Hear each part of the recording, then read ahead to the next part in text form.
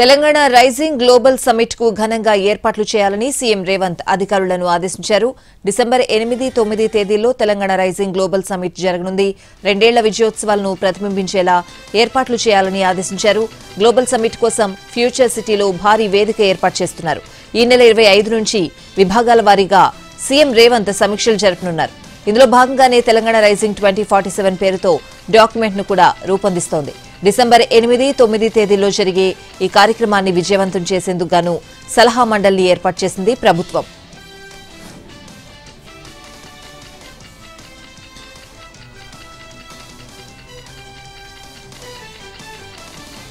December చివరి నాటికి ఏపీలో రహదారులన్నింటినీ గుంతల రహితంగా తీర్చిదిద్దాలని ఆ రాష్ట్ర సీఎం చంద్రబాబు ఆదేశించారు.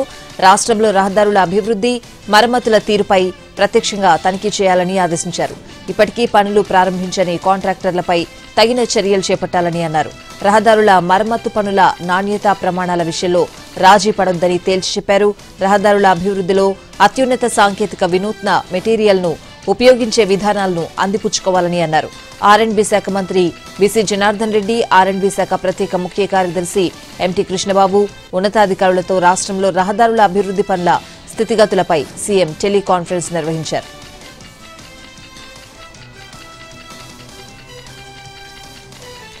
గౌరవెల్లి ప్రాజెక్టుకు సంబంధించిన అన్ని అడ్డంకులు తొలగుతున్నాయని అన్నారు మంత్రి పొన్నం ప్రభాకర్. ప్రాజెక్టు నిర్మాణానికి అవసరమైన నిధులకు గ్రీన్ సిగ్నల్ వచ్చిందని తెలిపారు. లీగల్ సమస్యలు పరిష్కారమైనప్పటికీ 55 ఎకరాల పునరావాసం ఇంకా పెండింగ్ లో ఉందన్నారు. 1,00,000 ఎకరాలకు పైగా ఆయకట్టు ఉన్న గౌరవెల్లి ప్రాజెక్టు పూర్తి చేసే బాధ్యత తనదే అన్నారు.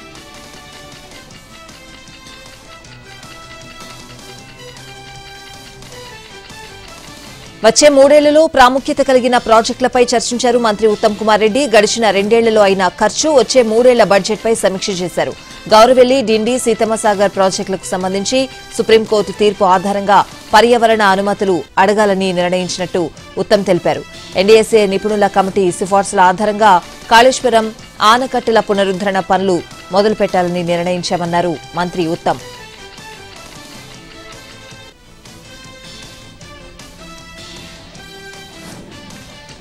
ప్రతి పైసా ప్రజా సంక్షేమం కోసమే ఖర్చు చేస్తున్నామన్నారు డిప్యూటీ సీఎం భట్టి. దోపిడీదారులు, దళారులను ప్రభుత్వం దగ్గరకు రానిదన్నారు. ఖమ్మం జిల్లా వైరాలో పర్యటించిన deputy CM Bhatti Vikramarka young India integrated residential పాఠశాల భవనానికి శంకుస్థాపన చేశారు.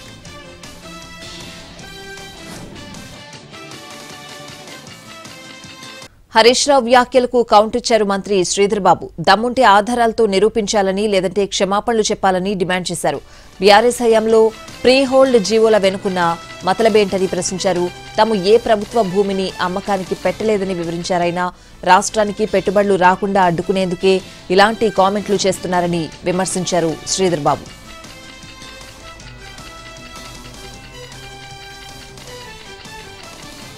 స్టేషన్ ఘన్పూర్ ఎమ్మెల్యే కడియం శ్రీహరి ఆసక్తికర వ్యాఖ్యలు చేశారు. నియోజకవర్గ అభివృద్ధి కోసమే కాంగ్రెస్ తో కలిసి పనిచేస్తున్నామన్నారు. అలా చేస్తున్నందుకే తమ ప్రాంతానికి పెద్ద ఎత్తున అభివృద్ధి ఫలాలు అందుతున్నాయని అన్నారు. న్యాయ నిపుణుల సూచనలతో వివరణ ఇస్తానన్నారాయన. తన వివరణపై స్పీకర్ ఏ నిర్ణయం తీసుకున్నా దానికి కట్టుబడి ఉంటానన్నారు. ఈ సంక్షోభానికి కారణం గత బీఆర్ఎస్ పార్టీనే అని ఆరోపించారు. స్పీకర్ సూచన మేరకే తన రాజీనామా ఆధారపడి ఉందన్నారు కడియం శ్రీహరి.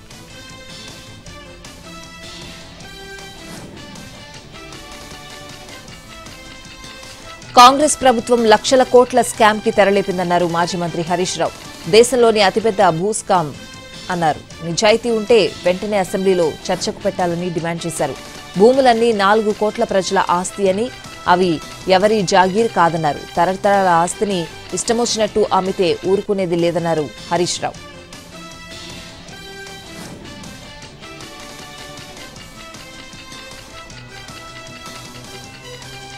తెలంగాణ గ్రామ పంచాయతీల్లో రిజర్వేషన్లు ఖరారు చేస్తూ ప్రభుత్వం జీవో రిలీజ్ చేసింది. రిజర్వేషన్లు 50% మించకూడదని జీవోలో స్పష్టం చేసింది ప్రభుత్వం. రిజర్వేషన్లను సవరించి సమగ్ర మార్గదర్శకాలు విడుదల చేసింది. రొటేషన్ పద్ధతిలో ఎస్టీ, ఎస్సీ, బీసీ రిజర్వేషన్ అమలు చేయనున్నారు. సర్పంచ్ రిజర్వేషన్ ఖరారుకు 2011 జనగణన, సిపెక్ డేటా వినియోగించారు. 100% ఎస్టీ గ్రామాల్లో అన్ని వార్డులు సర్పంచ్ స్థానాలు ఎస్టీలకే రిజర్వ్ చేశారు. వార్డుల రిజర్వేషన్లను ఎంపీడీఓ అధికారులు ఖరారు చేయనున్నారు. ఆర్డీఓ ఆధ్వర్యంలో సర్పంచ్ రిజర్వేషన్ల ఖరారు ప్రక్రియ జరగనుంది.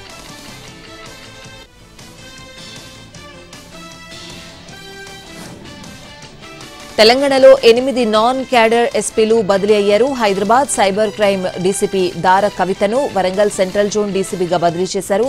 హైదరాబాద్ సైబర్ క్రైమ్ డీసీపీగా Arvind Babu, Hyderabad task force DCP Surendra బదిలీ అయ్యారు.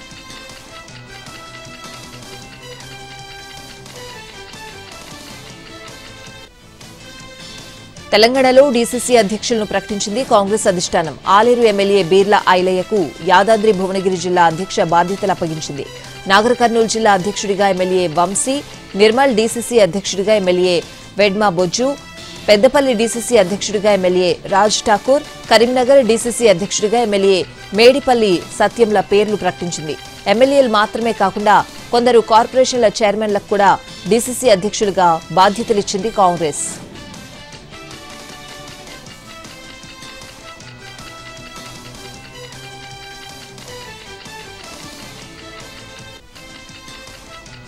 చంద్రబాబు వస్తే అతివృష్టి లేదా అనావృష్టి అన్నారు పేర్ని నాని. ఈ 20 నెలల పాలనలో ఒక్క పంటకైనా మద్దతు ధర దక్కిందా అని ప్రశ్నించారు. పత్తి, మిర్చి, అరటి, మామిడి, కొబ్బరి రైతులకు ధర లేక విలవిల్లాడుతున్నారని, అయినా ప్రభుత్వం పట్టించుకోవడం లేదని అన్నారు.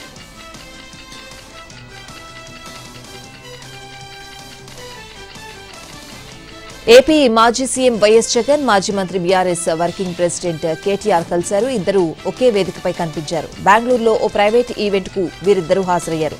అక్కడ ఇద్దరు కలుసుకున్నారు. పలువురికి పురస్కారాలు అందజేశారు. అనంతరం పక్కపక్కనే కూర్చుని కాసేపు సరదాగా నవ్వుతూ మాట్లాడుకున్నారు. వీరిద్దరికీ సంబంధించిన ఫోటోలు, వీడియోలు సోషల్ మీడియాలో వైరల్ గా మారాయి.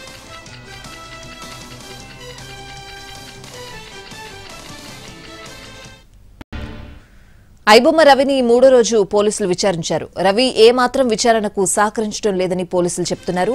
అడిగితే పొంతనలేని సమాచారం ఇస్తున్నాడని తెలుస్తోంది. యూజర్ ఐడి, పాస్వర్డ్ గుర్తులేదు, మర్చిపోయా అని అంటున్నాడు. ఎథికల్ హ్యాకర్ల సాయంతో హార్డ్ డిస్క్, పెన్ డ్రైవ్లు పోలీసులు ఓపెన్ చేయిస్తున్నారు.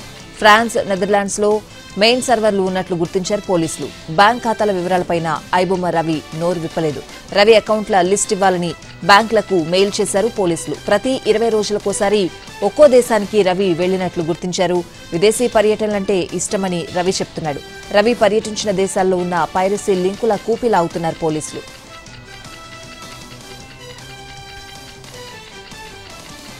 తెలంగాణ డీజీపీ శివధర్ రెడ్డి ఎదుట 37 మంది మావోయిస్టులు లొంగిపోయారు. లొంగిపోయిన వారిలో 3 రాష్ట్ర కమిటీ సభ్యులు Koyyala Sambaiah alias Azad, Narayana alias Ramesh, Somda alias Erra ఉన్నారు. మిగతా 34 మంది మావోయిస్టులంతా ఛత్తీస్గఢ్ కు చెందినవారు.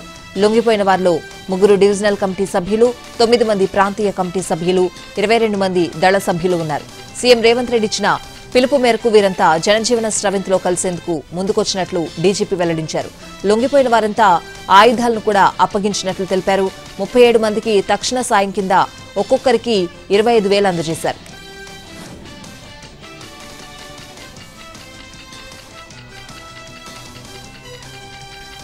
అల్లూరి రంపచోడవరం ఏజెన్సీ ఏరియాలో పోలీసులు అలర్ట్ అయ్యారు.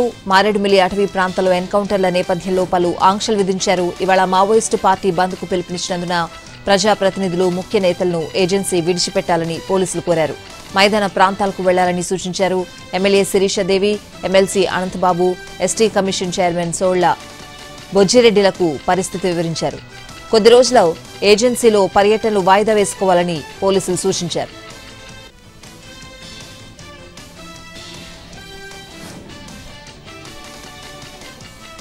శ్రీకాకుళం జిల్లాలో గంజాయి రవాణా చేస్తున్న ఒడిశాకు చెందిన 2 నిందితులను పోలీసులు అరెస్ట్ చేశారు. వారి నుంచి 14 కిలోల గంజాయిని స్వాధీనం చేసుకున్నారు.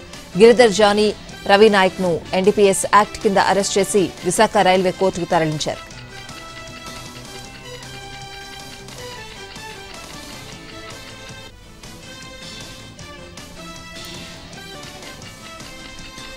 నంద్యాల జిల్లా ఆళ్లగడ్డ మండలం పేరాయిపల్లిమిట్ట సమీపంలో ప్రైవేట్ ట్రావెల్స్ బస్సును లారీ ఢీకొట్టింది. ఘటనలో 2 మృతి చెందగా 15 మందికి పైగా గాయపడ్డారు. హైదరాబాద్ నుంచి పాండిచేరి వెళ్తున్న మైత్రి ట్రావెల్స్ బస్సును రోడ్డుపై పార్క్ చేశారు. వెనుక నుంచి వేగంగా వస్తున్న లారీ ట్రావెల్స్ బస్సును ఢీకొట్టింది.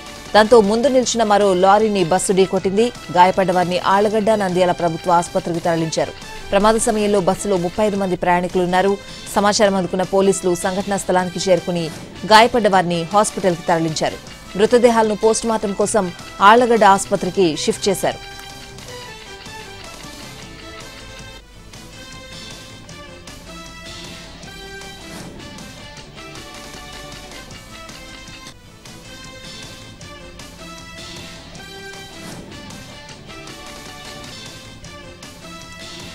వైకుంఠ ద్వార దర్శనాన్ని 10 రోజుల పాటు నిర్వహించేందుకు కసరత్తు చేస్తోంది టీటీడీ. సామాన్య భక్తులకు ప్రాధాన్యత ఇవ్వాలని నిర్ణయించింది. 182 గంటల దర్శన సమయంలో 164 గంటల సమయాన్ని సర్వదర్శనం భక్తులకు కేటాయించేలా ఏర్పాట్లు చేస్తోంది టీటీడీ. మొత్తంగా 10 రోజుల్లో 8 లక్షల మంది భక్తులకు వైకుంఠ ద్వార దర్శనం కల్పించాలని భావిస్తోంది.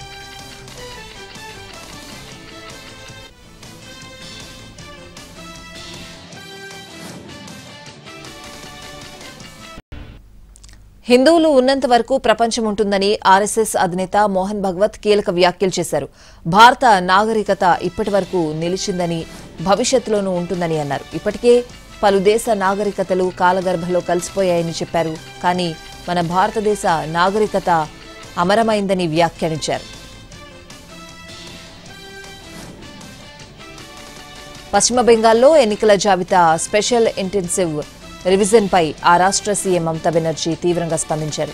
పని ఒత్తిడిని తట్టుకోలేక మరో అధికారిని ఆత్మహత్యకు పాల్పడడంపై ఆమె ఆగ్రహం వ్యక్తం చేశారు.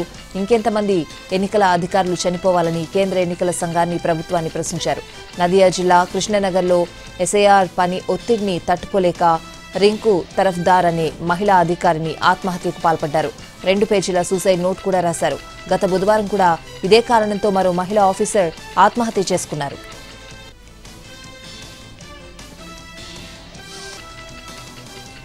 ఢిల్లీ పేలుడు ఘటనలో మరో సంచలన విషయం బయటపడింది. 2023 నుంచి పేలుళ్లకు ప్లాన్ చేసినట్లు దర్యాప్తులో అంగీకరించాడు ఉగ్ర డాక్టర్ ముజమిల్ షకీల్.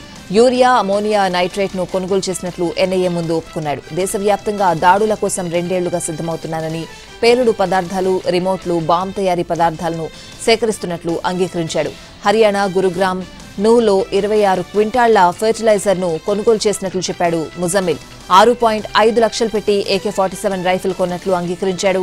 తన హ్యాండ్లర్ పేరు మన్సూర్ అని, ఉమర్ హ్యాండ్లర్ పేరు షహీం అని, ఆ ఇద్దరు హ్యాండ్లర్లు ఇబ్రహీం అనే వ్యక్తి ఆదేశాలకు అనుగుణంగా పనిచేస్తారని ఉగ్ర డాక్టర్ అంగీకరించినట్లు సమాచారం. దేశంలోకి అక్రమంగా ఆయుధాలు తరలిస్తున్న భారీ స్మగ్లింగ్ రాకెట్ ను ఢిల్లీ క్రైమ్ బ్రాంచ్ పోలీసులు ఛేదించారు. పాక్ నుంచి డ్రోన్ల సాయంతో ఆయుధాలను దేశంలోకి తీసుకొస్తున్న ముఠాను పట్టుకున్నారు. పాక్ ఐఎస్ఐతో ప్రత్యక్ష సంబంధాలున్న వీరి నుంచి భారీగా ఆయుధాలను స్వాధీనం చేసుకున్నారు.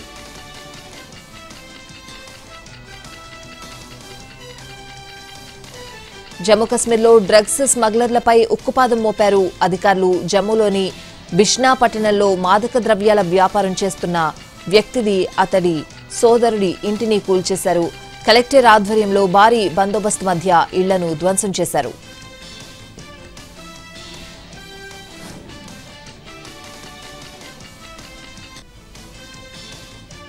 బెంగళూరులో సంచలనం సృష్టించిన చోరీ కేసులో 3 నిందితులను పట్టుకున్నారు పోలీసులు.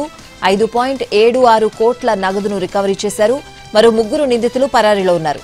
వారి కోసం గాలింపు ముమ్మరం చేశారు బెంగళూరు పోలీసులు. మొత్తం 7 నిందితులు చోరీకి పాల్పడగా 2 అదే సంస్థలో పనిచేసే సిబ్బందిగా గుర్తించారు. నిందితుల్లో ఒకరు గోవిందపుర స్టేషన్లో పనిచేసే కానిస్టేబుల్ అన్నప్ప నాయక్ కూడా ఉన్నాడు.